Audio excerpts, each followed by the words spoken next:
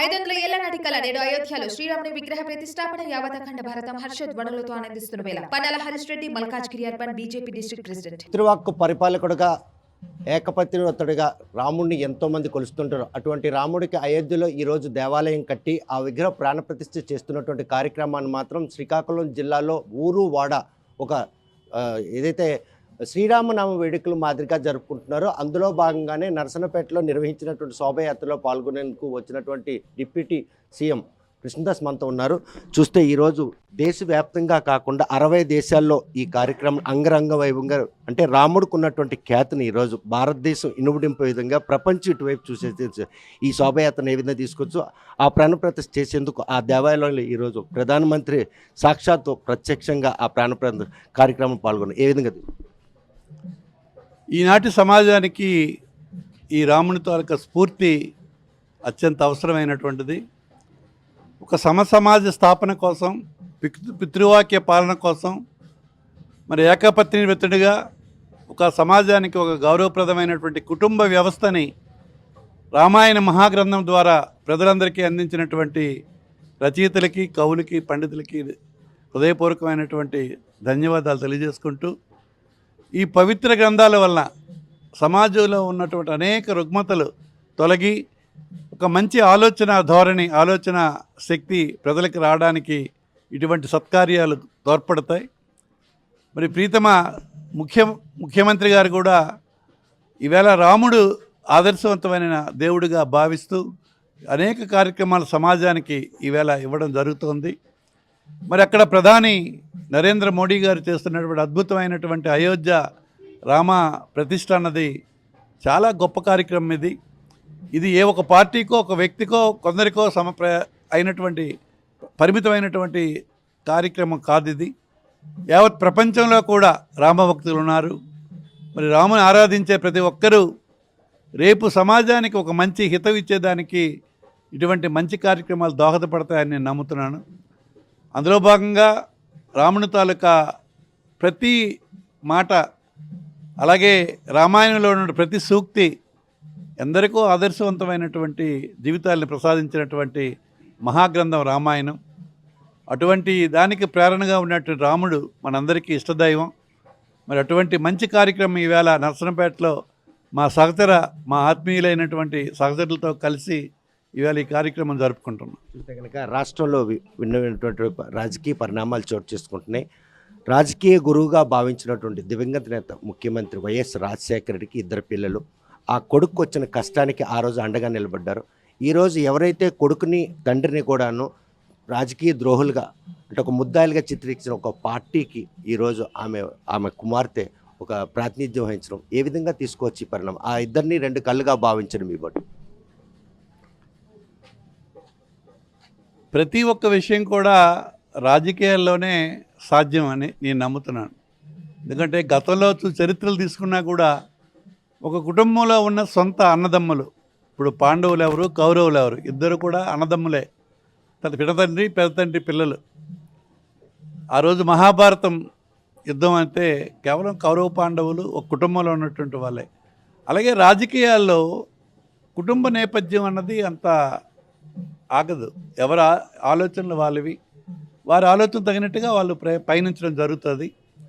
రాజశేఖర రెడ్డి గారు చనిపోయిన తర్వాత చివరి ఘట్టంలో కాంగ్రెస్ పార్టీ రాజశేఖర రెడ్డి గారు ఇప్పుడు ఈ శర్మిలం చెప్తోంది, మా నాన్నగారు రాహుల్ గాంధీని ప్రధానమంత్రి చేయడమే నా ధ్యేయమని చెప్పినటువంటి మాట కూడా వాస్తవమే.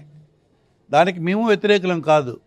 ఏ రాజశేఖర రెడ్డి గారి కోసం ఈ రాష్ట్రంలో 700 మంది చనిపోయినారో, ఏ రాజశేఖర రెడ్డిని ఈ రాష్ట్రంలో 2 సార్లు ముఖ్యమంత్రిని చేశారో అటువంటి మహానేత చనిపోతే ఆయన కోసం ప్రాణం విడిచిన ప్రజల కోసం మరి జగన్మోహన్ రెడ్డి గారు ఓదార్పు యాత్ర చేశారు.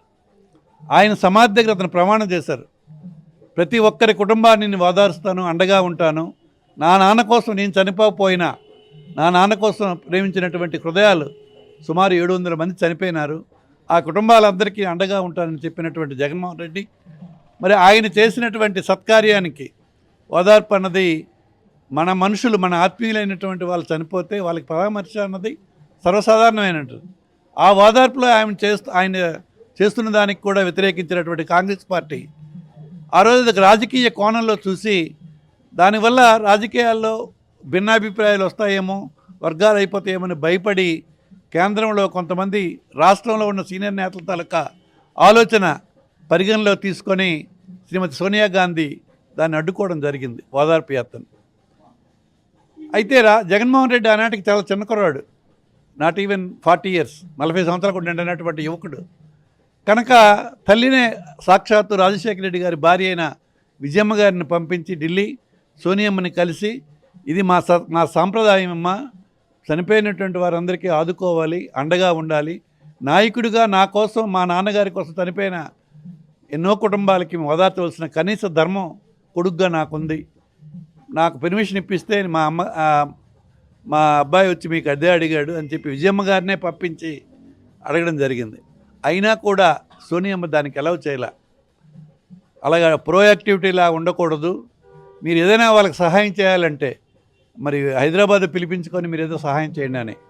చనిపోయిన కుటుంబాలకి ఎవరికి మన ఇంటికి పిలుచుకొని చెయ్యం, అది ఆమె ఇటలీ నాయకురాలు కాబట్టి భారతదేశంకి కోడలుగా వచ్చినా వాళ్ళ సాంప్రదాయం ఇటలీ పుట్టుగా కనుక మరి అలాగా ఆమె ఆలోచించిందేమో. దానిని ఇష్టపడినటువంటి జగన్మోహన్ రెడ్డి నా తండ్రి కోసం ప్రాణాలు అర్పించినటువంటి కుటుంబాలకి నేను ఆదుకోలేనప్పుడు, అండగా ఉన్నప్పుడు, ఓదార్చలేనప్పుడు నాకు ఆ పార్టీ అవసరం లేదని చెప్పి ఆ పార్టీలో 5 లక్షల పైచీలకు మెజారిటీతో గెలిచినటువంటి పార్లమెంటు సభ్యత్వాన్ని కూడా రాజీనామా చేసి వైఎస్ఆర్ పార్టీ అని చెప్పి యువజన శ్రామిక రైతు కాంగ్రెస్ పార్టీ, వాళ్ళ తండ్రి పేరు మనందరినీ ఉద్దేశించి పార్టీ ఆవిర్భావం చేసి నాటి నుండి నేటి వరకు ప్రజల్లో పనిచేసి ప్రజల ఆదరాభిమానాలు పొంది ప్రజల ఆశీస్సులతో అఖండమైన మెజారిటీతో 151 సీట్లు 170 స్థానాలకు గాను గెలుచుకొని ఈవేళ తిరుగులేని నాయకుడిగా 4 సంవత్సరాల 9 నెలల పాలన రాష్ట్రంలో బ్రహ్మాండమైన ప్రజల ఆకాంక్షలకు అనుగుణంగా పరిపాలించే గొప్ప ముఖ్యమంత్రిగా ఈవేళ ఇతర రాష్ట్రాల ముఖ్య నాయకులు కూడా ఆలోచింపజేసే విధంగా ఈవేళ పాలన చేసిన గొప్ప నాయకుడు జగన్మోహన్ రెడ్డి. ఆమె చెల్లె ఆనాడు జగనన్నకి అండగా ఆ రోజు అతను జైల్లో ఉంటే ఆయన కోసం పనిచేసింది, పాదయాత్రలు చేసింది, జగనన్న వదిలిన బాణాన్ని నేనని చెప్పింది. ఆమెతో పాటు నేను కూడా మా సొంత సోదరిలా ఆమెతో కలిసి నడిచాను. నేను నన్ను ఎంతో ప్రేమగా చూసేది, ఎంత గౌరవంగా చూసేది. కానీ ఈవేళ ఆమె చేసిన నిర్ణయం చాలా ఆశ్చర్యపరుస్తుంది నాకు. రాజకీయ పదవులు అవసరమే, నేను కాదన్నా, కానీ దానికి ఒక పద్ధతి ఉంటుంది. ఈవేళ ఆమె చేసినటువంటిది ఏ కాంగ్రెస్ పార్టీ వల్ల రాజశేఖర రెడ్డి గారు దోషిగా మరి చట్టంలో ఎఫ్ఐఆర్లో నియామకం చేయబడ్డారు, అటువంటి కాంగ్రెస్ పార్టీలోనే నువ్వు చేరి ఈవేళ జగన్ రెడ్డి అని సంబోధిస్తున్న ధర్మ తల్లి, చాలా అన్యాయం ఇది. ఏది ఏమైనా షర్మిలమ్మ అంటే మాకు కూడా సోదరియే. ఆమెకు అన్ని విధాలా గౌరవిస్తాం, చాలా అభిమానించాం. కానీ ఈవేళ ఆవిడ చేసిన చర్యలు అయితే చాలా తప్పు. ఈవేళ కేవలం 2 నెలల కాలమే ఎన్నికల కాలం ఉంది. ఈ టైంలో ఆ రోజు చంద్రబాబు నాయుడు గారితో రేవంత్ రెడ్డి గారు ఆమె సన్నిహితంగా ఉండడం, ఆయన తరఫున రాయబారం చేసి మరి ఆవేళ పట్టుబడ్డం, తదనంతర పరిణామాల వల్ల రాష్ట్రమే విడిచిపెట్టి రాష్ట్ర విభజనలో 10 సంవత్సరాలు అక్కడ ఉండే అవకాశం మనకున్నా అతను రాజ్యం వదిలేసి బయటకు ఇక్కడ వచ్చి అమరావతి అని పేరు పెట్టి ఈవేళ చంద్రబాబు నాయుడు తాలూకు నాటకంలో అంతర్భాగంగా ఈవేళ షర్మిలమ్మ కార్యక్రమం కనిపిస్తోంది నాకు.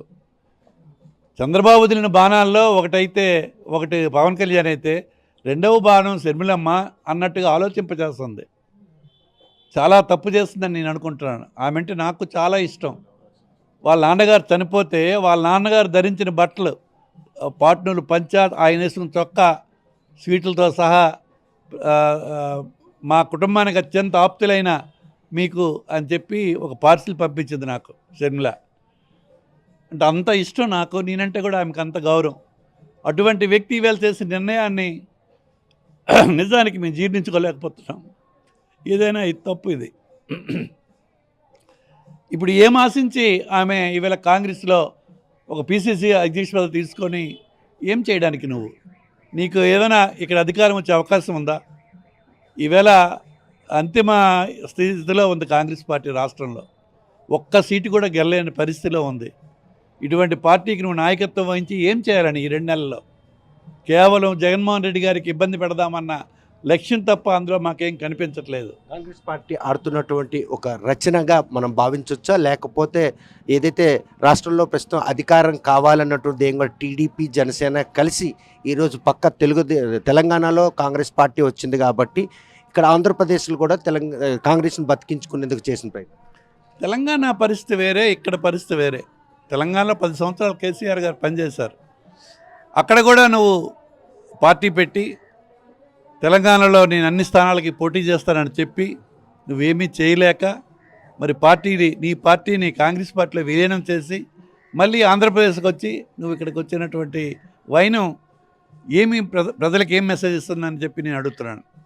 ఇప్పుడు నిన్ను నమ్మి కాంగ్రెస్ నిన్ను ప్రేమించినటువంటి ఏ వ్యక్తిని వెనక రాగలుగుతాడు అని చెప్తున్నాను. వచ్చిన వారికి ఏం విలువ ఉంటుందని నేను అడుగుతున్నాను. షర్మిలమ్మ గారు ఇవన్నీ విషయాలు ఆలోచించాలి. రేపే మన ప్రాంతం కూడా వచ్చి ఇచ్చాపురం నుంచే పాదయాత్ర చేస్తానంటుంది. వ్యక్తిగతంగా షర్మిలమ్మ అంటే మాకు అత్యంత గౌరవం. రాజశేఖర రెడ్డి గారి కూతురు కనుక ఆమె పట్ల నాకు గౌరవం ఉంది. కాబట్టి ఆవిడ నిర్ణయాన్ని నేను 100కి 100 వ్యతిరేకిస్తున్నాను. చాలా తప్పు ఇది. మీ జిల్లాలో ఆమె రాజశేఖర రెడ్డి గారి చేత ఈ ప్రాంతం అంతా అభివృద్ధి చేయబడింది. వంశధార సెకండ్ ఫేజ్ ఆయన ఇచ్చారు, అలాగే కరకట్టలు ఇచ్చారు, రూరల్ యూనివర్సిటీ ఇచ్చారు, మెడికల్ కాలేజ్ ఇచ్చారు, ఆఫ్షోర్ రిజర్వాయర్ ఇచ్చారు. ఎన్నెన్నో కార్యక్రమాలు రాజశేఖర రెడ్డి మన బ్రాండ్ అంబాసిడర్గా మన శ్రీకాకుళం జిల్లాలో ఉన్నటువంటి గొప్ప నాయకుడు రాజశేఖర రెడ్డి. ఆ తాంతరం ఆయన తనయుడు జగన్మోహన్ రెడ్డి గారు ఈవేళ మనకి ముఖ్యమంత్రిగా ఎప్పుడు ఎవరు చేయనటువంటి అనేక అద్భుతాలు చేశాడు. 2,40,000 కోట్ల రూపాయలు ప్రజల అకౌంట్లో డైరెక్ట్గా డీబీటీ మోడ్లో అక్కడ బటన్ నొక్కితే ప్రజల అకౌంట్లో పడేటట్టుగా ఎక్కడ వివక్ష లేకుండా ఇచ్చినటువంటి కార్యక్రమాలు. ఇంకా అలాగే మరి ఉద్దానం ప్రాంతం ఇచ్చాపురం నుంచి టెక్కలి వరకు కూడా కిడ్నీ రోగాలతో అనేక మంది వేలాది మంది చనిపోతుంటే దానికి నివారణ కోసం అనేక నాయకులు వచ్చి మాట్లాడిన చంద్రబాబు నాయుడు గారు కానీ పవన్ కళ్యాణ్ కానీ ఇతరులు అనేక మంది ఎన్నో మాటలు చెప్పారు. కానీ చెప్పింది చేసేటట్టుగా ఆనాడు మాతో పాటు జగన్ గారు వచ్చి ఈ ప్రాంతానికి నివారణకి మనం ఆలోచించాలన్నా చాలా ప్రధానమైన సమస్య, ప్రాణాలతో చెలగాటం, దీనికి ఏదో ఒకటి చేయాలని చెప్పారు. ఎన్నికైన వెంటనే మొట్టమొదటి పలాస మీటింగ్ సన్నబియ్యం పంపిణీలో అసలు యాక్చువల్గా అది నర్సనపేటలో పెట్టవలసిన కార్యక్రమం అప్పలరాజు గారు నాకు రిక్వెస్ట్ చేస్తే పలాసకి ఇస్తే అందులోనే దానికి పునాది రాయి వేసి మరి ఈవేళ పనులు పూర్తి చేసి ప్రారంభించిన వైనం 700 కోట్లతో వాటర్ గ్రిడ్ పెట్టి స్వచ్ఛమైన వంశధార నీరు ఇక్కడ తీసుకొచ్చి ప్యూరిఫైడ్ వాటర్ ప్రజలకు అందించే కార్యక్రమం. అలాగే 200 బెడ్ హాస్పిటల్తో రీసెర్చ్ సెంటర్ కూడా అక్కడ పెట్టి రేపు భవిష్యత్తులో కిడ్నీ ట్రాన్స్ప్లాంటేషన్ కూడా అక్కడే చేసేటట్టుగా చేసే గొప్ప కార్యక్రమం. ఇటువంటి వెనకబడిన శ్రీకాకుళం జిల్లాపై నాడు తండ్రికి నేడు తనయుడికి ఇద్దరికి ఇంత ప్రేమాభిమానాలు ఉన్న ఈ నేపథ్యంలో మీరు ఆడపిల్లగా గౌరవించారు, అంటే వైఎస్ రాజశేఖర్ కుమార్తె అంటే మీ కుమార్తెగా భావించినటువంటి ఇతను రేపు ఆమె రాకను ఒక ఆడపిల్ల వస్తుందన్నటువంటి ఒక ఆదరాభిమానమా, లేకపోతే ఒక పార్టీకి ప్రతినిధిగా వస్తుందన్నటువంటి ఒక ఆవేదన? మేము తప్పు చేస్తే నా భార్య అయినా నా కొడుకులైనా నా కోడలైనా నా సొంతం ఎవరైనా దాన్ని క్షమించేది లేదు. దానికి షర్మిలమ్మ కూడా అతీతం కాదు. షర్మిలమ్మ చేసింది 100కి 100 తప్పు కనుక ఎటువంటి పరిస్థితుల్లో కూడా అది యాక్సెప్ట్ చేయం. మా తుది శ్వాస వరకు నేను కానీ నా కొడుకులు కానీ నాకు నమ్మినటువంటి నా స్నేహితులు నా అభిమానులు కానీ మేమందరూ జగన్తోనే మా పైన. షర్మిలమ్మని పూర్తిగా వ్యతిరేకిస్తున్నాం ఈ విడతల చర్యలని. దేశవ్యాప్తంగా ఈరోజు శ్రీరాముడు అయోధ్యలో నిర్మించిన ఆలయంలో శ్రీరాముడికి సంబంధించినంత వరకు ఆలయ ప్రాణప్రతిష్ఠ ఉత్సవాలు జరుపుకునే ఈతలో రాష్ట్రంలో మాత్రం దివంగత నేత వైఎస్ రాజశేఖర రెడ్డి కుమార్తె పిసిసి పగ్గాలు చేపట్టి రేపు శ్రీకాకుళం విచ్చేయనున్న నేపథ్యంలో ఆమె వ్యక్తిగతంగా చాలా అభిమానిస్తాం. కానీ ఆమె చేసినటువంటి ఈ నిర్వాహకం మాత్రం ఒక తండ్రిని ద్రోహిగా చిత్రీకరించిన కాంగ్రెస్ పార్టీ పగ్గాలు చేపట్టడం మాత్రం తనను ఎంతగానో బాధిస్తుంది. వారిద్దరిని కూడా చాలా క్లోజ్గా చూసిన తనకు ఆమె తీసుకున్నటువంటి ఈ నిర్ణయం విషయంలో తన భార్య కావచ్చు పిల్లలుగా తప్పు చేసిన వారు ఎవరైనా కూడా తన దృష్టిలో మాత్రం శిక్షార్హులే అని చెప్పేసి కృష్ణదాస్ స్పష్టం చేస్తారు. మరి ఈ విషయంలో రేపు ఈ జిల్లాకు విచ్చేయనున్నటువంటి షర్మిలకు పాతకాలం నాటి కాంగ్రెస్ పార్టీ నేతలు ఏ విధంగా స్వాగతం పలుకుతారా అనే విషయం వేచి చూడాల్సిందే. నర్సన్నపేట నుండి వీడియో జర్నలిస్ట్ రామకృష్ణతో సత్యం, RTV శ్రీకాకుళం. మరిన్ని వీడియోస్ కోసం ఛానల్ ని సబ్స్క్రైబ్ చేయండి, లేటెస్ట్ అప్డేట్స్ కోసం వాట్సాప్ ఛానల్ ని ఫాలో చేయండి అండ్ లింక్ డిస్క్రిప్షన్ లో ఉంది.